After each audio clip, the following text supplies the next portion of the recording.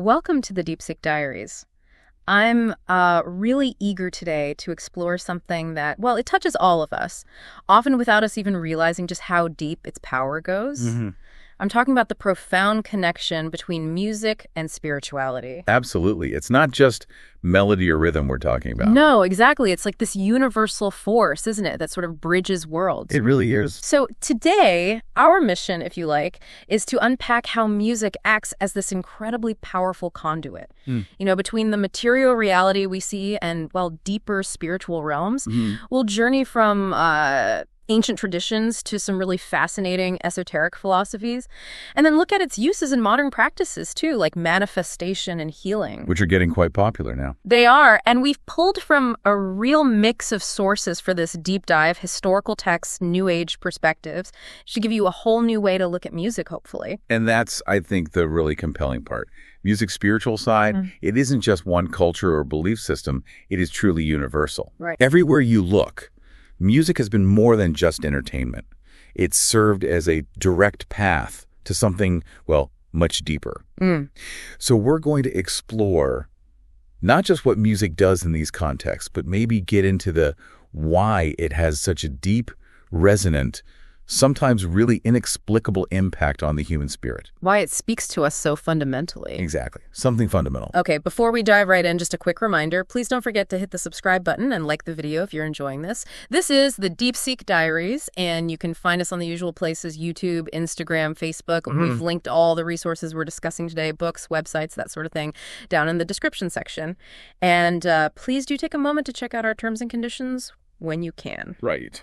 Okay, now sit back and enjoy the deep dive. So let's start by unpacking this idea: music as a universal bridge to the spiritual. Okay. I mean, if you think about it, almost every culture, every faith throughout all of history, they've consistently woven music into their spiritual practices. It's this common thread, isn't it? It really is. You see it everywhere. Yeah, like in solemn religious ceremonies, ancient chants, those uplifting hymns, sacred melodies. They're all designed fundamentally to lift the soul, maybe invoke a sense of the divine. Connect you to something bigger. And you've probably felt this yourself, right? That moment when you're just completely lost in a piece of music. You feel transported somehow, like you're on a higher plane. Oh, definitely. That feeling of transcendence. It can feel genuinely otherworldly. It seems like music, more than maybe any other art form, has this built-in ability to spark really intense spiritual feelings. Which leads to this fascinating point. So many traditions actually talk about music as like the voice of God, or as you put it, the universal language of the soul. And that's not just poetry, is it? It reflects this deep belief that music connects us to something much greater than ourselves. Yeah, it feels true somehow. And if you look broadly, you see it in such different practices. You've got, say, ecstatic drumming and shamanic rituals, right? Specifically designed to induce trance and connect with spirits. Right, that intense rhythm. And then at the other end of the spectrum, you have the incredibly solemn, intricate beauty of a requiem mass echoing through a huge cathedral. Worlds apart, musically. Worlds apart. But in both cases, the music isn't just background noise. It's the catalyst. It's what helps people access these profound feelings: awe, peace, unity, devotion. Kind of bypasses words, goes straight to the heart. Straight to the core, yeah.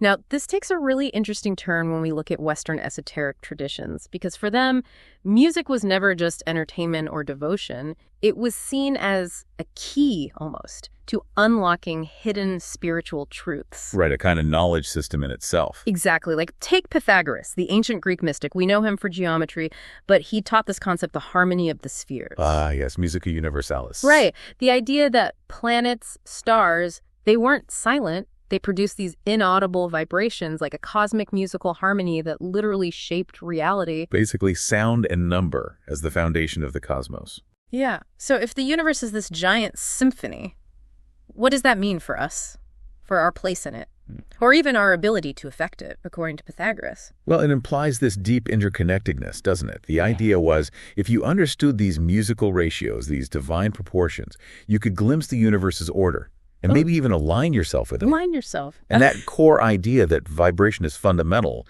it echoes right through Hermetic philosophy too. The principle, as above, so below, and everything vibrates. So if all reality is vibration, then music, tuned just right, could potentially resonate with higher planes. It could influence those subtle, energetic levels of existence. Like turning into a different frequency. Precisely. And then jump forward to the Renaissance. You get occult philosophers like Marsilio Ficino. He took it even further. He saw music as a form of, well, natural magic. Magic, okay. Yeah, he believed that using specific songs, specific incantations, you could produce desired effects on the soul and even influence the forces of nature around you. Wow. Well, Ficino and others developed these really intricate systems of correspondences, linking specific musical tones to planets, to their energies, even to human emotions, the humors as they called them. Right, the bodily fluid sphere. Exactly. It was all about attuning the microcosm, that's us, the individual, to the macrocosm, the universe, using sound as the tool. And it's amazing how that idea, that sort of magical link with sound, it's still kind of baked into our language, isn't it? How so? Well, think about words like enchanting or charm. They both come from the Latin incantare. Which means? To chant spells. It's a direct linguistic line back to when songs were literally thought to cast enchantments. But this wasn't just ancient history, was it? No, not at all. Fast forward to the 19th, 20th centuries, and you have Western mystics and theosophists, people like Helena Blavatsky, Annie Besant, really running with these ideas and expanding them. Okay, the Theosophical Society. Right. They taught that creation itself kicked off with the divine logos, a kind of primordial sound, which interestingly really parallels the ancient Hindu idea of Shabda Brahma, sound as God. Sound as the creative force. Exactly. And what's particularly fascinating is their belief that each sound created a form on the astral plane. A form, like a shape. Yes, a subtle energy shape. And that combinations of sounds, like in music, could create incredibly complex structures on these higher planes. They even claim that when a composer writes inspired music, their thoughts and emotions actually manifest as these luminous thought forms. Wow. And the music itself generates unique sound forms, these powerful energy patterns that radiate out and can influence listeners' consciousness, often without them even realizing it. So the music itself carries this energetic imprint. That was the idea. In fact, Theosophy saw music as the most theosophical art because it so directly expresses these universal vibrations. It bypasses the mind and directly affects consciousness. That's a pretty powerful concept. Sound, it literally sculpting subtle reality. And you could see this influencing actual artists, right? Composers. Absolutely. Some Western composers were deeply influenced. You had Alexander Scriabin, for instance. He explicitly tried to write music that would induce mystical states in his listeners. He wanted to change their consciousness with his music. Pretty much. And then there was Rudolf Steiner, the founder of Anthroposophy. He believed specific musical tones and scales could actually harmonize the human chakra system, the body's energy centers, and help spiritual development. So tuning the body with music. Exactly. If you look across all these Western esoteric views, the common thread is this. Music isn't just sound. It's sacred vibration. It's a conduit between us, the human spirit, and the bigger cosmic order. Okay, so from these Western ideas, let's shift east, because we find really similar views in Eastern spiritual traditions, don't we? Where sound is also seen as this fundamental creative power. Definitely. You've probably come across the Sanskrit phrase, Nada Brahma.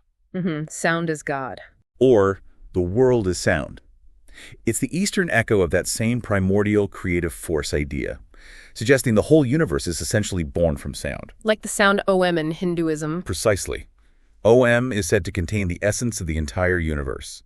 But it's not just a philosophical concept, it's a practice too.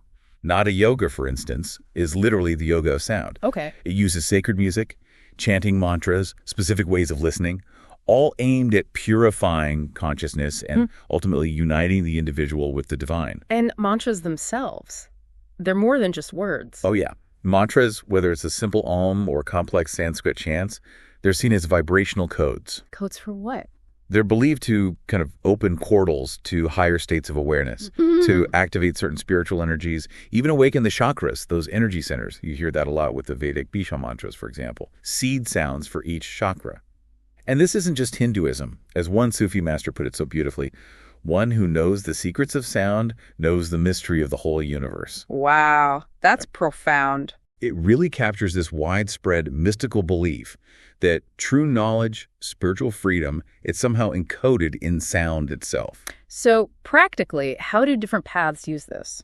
Well, diving deeper, many mystical paths use music as a direct route to insight or enlightenment. Think about the Sufis, with their musical zikr, the remembrance of God, or the famous whirling dervishes. Right, spinning into ecstasy. Exactly. Spinning to hypnotic chants and flute music, aiming for that ecstatic unity with the divine. Or look at the Indian bhakti tradition, devotional songs, kirtan, that call and response chanting. Powerful ways to open the heart, right? Yeah, very emotive. Totally.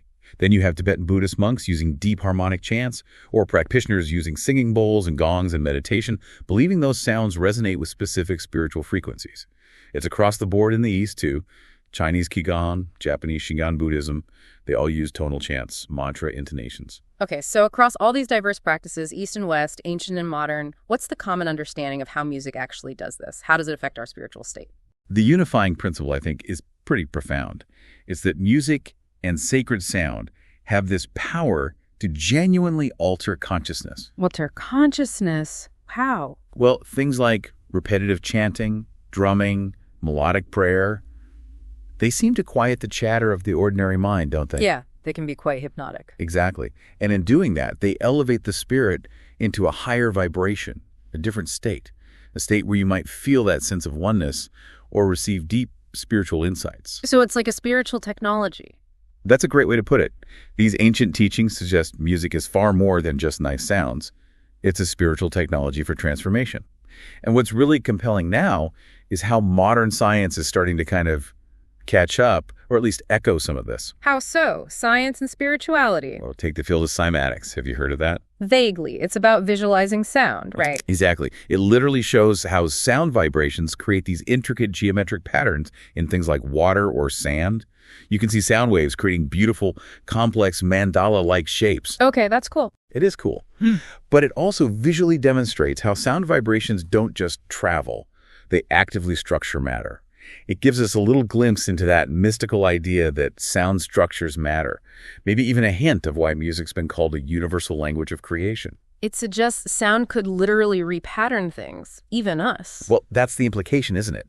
That intentional sound could help repattern our own internal structures, echoing that ancient view that sound can reorganize and heal. That's actually a perfect transition into one of the really intriguing modern applications, music as a tool for manifestation. Ah, yes, the law of attraction and sound.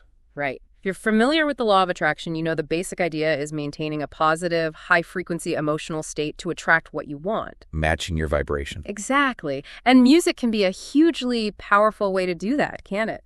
Think about it, uplifting songs, soothing meditation tracks.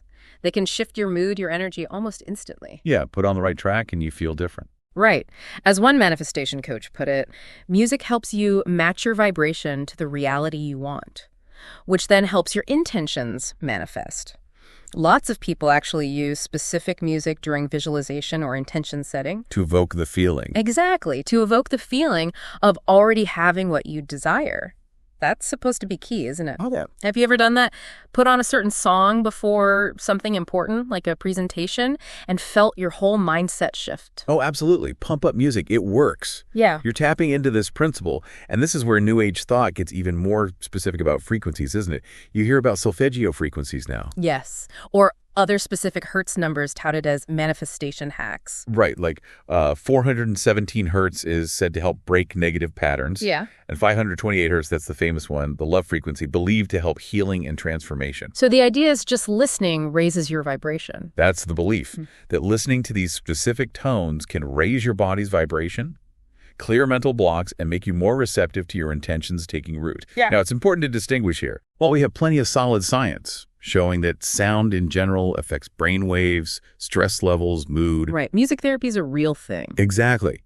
But the specific claims about these particular frequencies doing these specific things, like 528 hertz manifesting love, that's currently more in the realm of New Age belief and personal experience. Yeah. The scientific proof for those exact frequency outcome links isn't quite there in a rigorous, universally accepted way yet. Okay.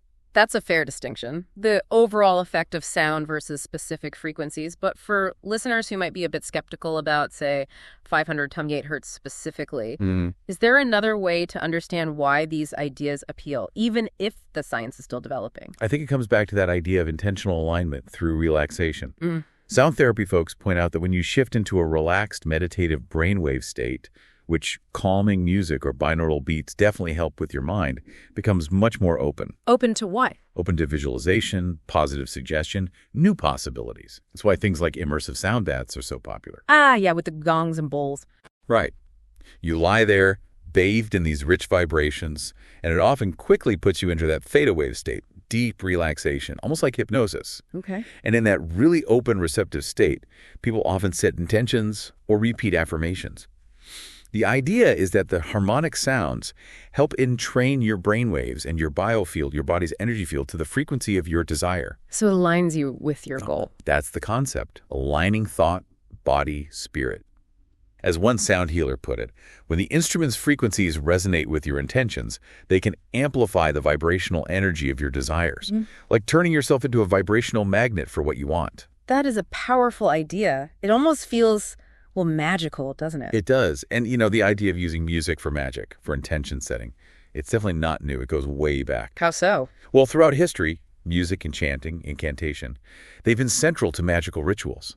Even today, in contemporary witchcraft or Wicca, practitioners often use rhythmic drumming, singing, chanting in circles. To raise power. Exactly, sometimes called raising a cone of power, which is then directed toward the spell's goal. Ritual chanting is ancient. Combine it with dancing or percussion, and it can really drive people into this unified, altered state that's seen as ideal for working magic. Which connects back to Ficino. Absolutely. It aligns perfectly with what Ficino believed music as a method of magic, shaping the soul, influencing events. And think about mythology, the archetype of the musician mage, like Orpheus. Right, enchanting animals, moving stones. Even charming the gods of the underworld. So today's spiritual seekers, whether they call themselves New Age manifestors or neo-pagans, they're tapping into this same ancient power.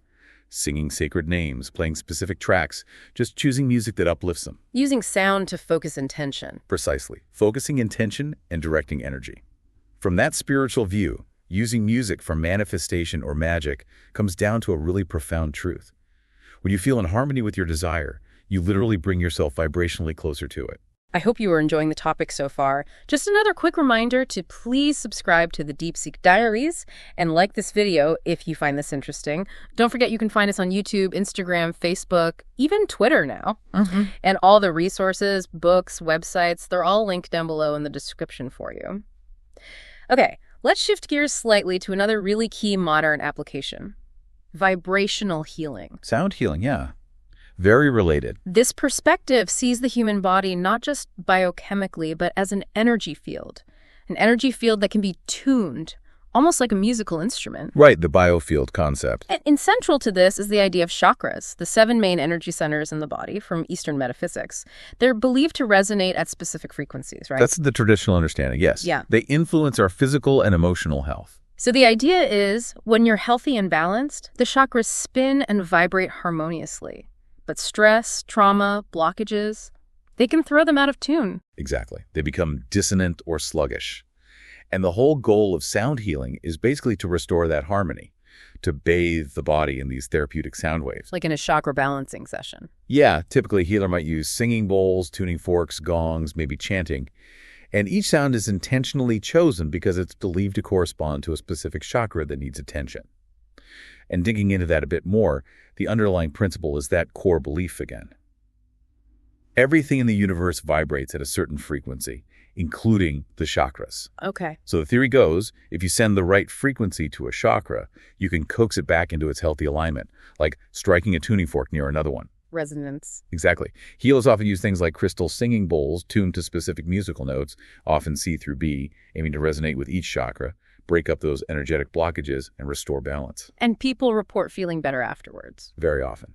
This kind of vibrational sound therapy also deeply promotes relaxation. The soothing tones can actually entrain your brainwaves into alpha or theta states. The meditative states. Right, which are states where self-healing and introspection are naturally enhanced. People often say they feel cleansed or energetically lighter after a sound bath, after being immersed in those sustained tones. So is that just a subjective feeling, that lightness, or is there maybe a scientific element happening too? I think it's likely both. The therapeutic effects definitely have a physical component. Science shows these vibrations can stimulate the nervous system, calm it down, lower stress hormones like cortisol. That's real. Okay. But from the spiritual viewpoint, something else is happening too. The person's aura, their energy field, is being harmonized. Tuned up. Tuned up, yeah. Each chakra's associated note, like often C for the root, G for the sacral, and so on, in Western systems, it's thought of like a key. It unlocks that energy center. How does that work? When the correct tone sounds, it's believed to resonate with that chakra, dissolving dissonance, maybe fear held in the root, or grief in the heart, and helping reestablish its natural healthy vibration, like love, clarity, confidence. And some healers use specific frequencies here, too. Yes, some incorporate those Solfeggio frequencies we mentioned, or maybe tune their instruments to 432 hertz, which some believe is a more natural or cosmic tuning than the standard 440 hertz. It's all about finding that harmonic alignment. So what's the common thread, then, running through all of this? From ancient chants right up to modern sound baths with crystal bowls. I think the common thread is always the intentional use of sound. Using sound consciously to promote holistic healing mind, body, and spirit. And modern technology just gives us new ways to do it, right? Guided meditation music, binaural beats, using headphones to influence brain waves, chakra tuning tracks you can stream. Making it accessible. Exactly. Yeah. But the beauty is you don't need complex theories to feel something. Anyone can feel calmed by gentle music or energized by chanting Om. New Age spirituality just encourages making that a conscious practice, using music as medicine for the spirit. Yeah. And it's fascinating how the growing research in sound therapy is increasingly backing up what mystics claimed ages ago, that carefully chosen music can reduce anxiety, improve mood, even help physical healing. It lends real weight to this idea of sound as a healing force, realigning us with healthy vibrations. So as we kind of wrap up this deep dive, it feels really clear, doesn't it, that from all these perspectives, ancient, modern, spiritual music is just so much more than pleasant sound waves. So much more. It's this powerful force that genuinely touches the soul, connects us to something divine, maybe, whether it's a sacred chant in a temple, a gospel choir raising the roof, or the quiet vibrations of a sound bath. Music just has this profound ability. Elevate consciousness. Yeah, elevate consciousness, heal emotional stuff, and as we explored, maybe even help manifest our intentions. These esoteric teachings, they keep reminding us the universe itself might be built on music, on vibration. And modern folks are actively using music to try and align with that, raise their vibration, send out intentions, find inner balance. The effects seem undeniable, inducing trance, purifying the mind, awakening love, creating unity. And what's really key, I think, is that you don't need to be an expert in esoteric philosophy to feel this spiritual impact. No, absolutely not. Just listening to a song that truly moves you, that can open your heart, inspire your spirit right there. A quiet melody might calm your thoughts into peace.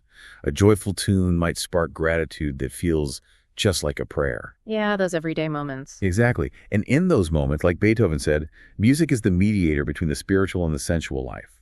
It's this amazing bridge linking our daily feelings to something transcendent. It speaks to a part of us that words just can't reach. It really does. And broadening out, almost all spiritual paths agree on this. Music's harmonies, its rhythms, they invite us into this dance with the unseen. Maybe that's bonding with others in song, or communing with your higher self in meditation, or channeling energy in ritual. It makes sense why humans have always turned to music for comfort, for inspiration, for connection to the sacred. So maybe the thought to leave with is this. Engaging deeply with music is, in a very real way, engaging with spirit itself. It's like hearing a melody of the infinite playing through the finite, heard not just with the ears, but with the heart. Perhaps you could consider how music invites you into that dance with the unseen in your own life. I hope you have enjoyed today's episode of the Deep Seek Diaries. Please don't forget to check out the linked resources in the description section. Hit the subscribe and like buttons as you head off if you haven't already. Until the next episode, goodbye.